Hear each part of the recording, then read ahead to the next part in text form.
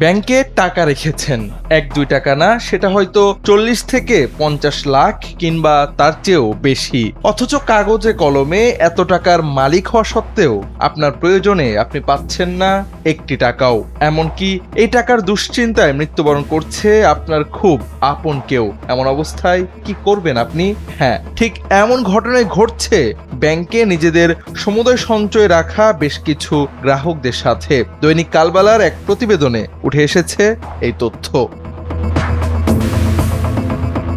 প্রতিবেদন বলছে, রাজধানীর মিরপুরের ফার্স্ট সিকিউরিটি ইসলামী ব্যাংকের গ্রাহক জান্নাত আক্তার ও ভাটারার সোশ্যাল ইসলামী ব্যাংকের গ্রাহক শিরিন আক্তারের মতো হাজারো মানুষ এখন নিজের জমা টাকা তুলতে না পেরে চরম দুর্ভোগে পড়েছেন।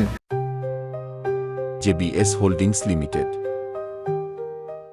জান্নাত আক্তার জানান, বাড়ি বিক্রির 40 লাখ টাকা এফডিআর করার পর দীর্ঘদিন ধরে সে টাকা তুলতে পারছেন না। স্বামীর চিকিৎসা, সংসার খরচ ও সন্তানের ভবিষ্যৎ নিয়ে তিনি এখন দিশেহারা। অন্যদিকে শিরিন আক্তারও জমি বিক্রির টাকা ব্যাংকে রেখে বিপাকে পড়েছেন। প্রয়োজনের সময় টাকা না পেয়ে ক্ষোভ প্রকাশ করে তিনি বলেন, ব্যাংকের অনিয়ম আর ঋণ খেলাফিদের দায় এখন সাধারণ আমানতকারীদেরই বহন করতে হচ্ছে।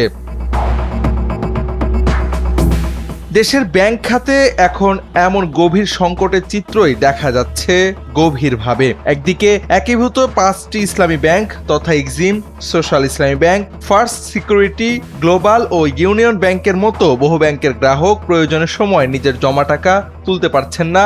অন্যদিকে ন্যাশনাল ব্যাংক সহ আরও কিছু আর্থিক প্রতিষ্ঠানও ভুগছে তারল্য সংকটে।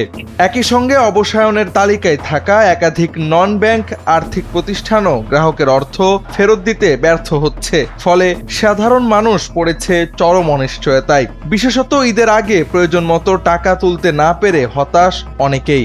এ নিয়ে বেশ অনেকদিন যাবৎ ব্যাংকের সামনে গ্রাহকদের বিক্ষোভ করতে দেখা যায়। বাংলাদেশ ব্যাংকের সর্বশেষ তথ্য বলছে, দেশের 20টি ব্যাংক বড় ধরনের মূলধন ঘাটতিতে পড়ে চরম ঝুঁকিতে রয়েছে। এসব ব্যাংকের খেলাফি ঋণ, দুর্বল ব্যবস্থাপনা, অনিয়ম ও জামানতবিহীন ঋণ বিতরণের কারণে আর্থিক ভিত্তি দুর্বল হয়ে পড়েছে। ফলে নতুন আমানত সংগ্রহেও আস্থা সংকট তৈরি হয়েছে, যা ব্যাংকগুলোর তারল্য পরিস্থিতিকে আরও জটিল করেছে। এ অবস্থায় আমানত সুরক্ষা আইন ও মুনাফা নীতিমালা নিয়েও গ্রাহকদের মধ্যে বাড়ছে উদ্বেগ। বিশেষজ্ঞরা বলছেন, দীর্ঘদিনের দুর্নীতি, দুর্বল তদারকি ও খেলাফি ঋণের লাগামহীন বৃদ্ধি এই সংকটের মূল কারণ। দ্রুত কার্যকর সংস্কার ও সুশাসন নিশ্চিত না করা গেলে দেশের ব্যাংকিং খাত আরও বড় ঝুঁকির মুখে পড়তে পারে, যার সবচেয়ে বড় ভুক্তভোগী হবে সাধারণ আমানতকারীরাই। Javad Ahmad, NPB।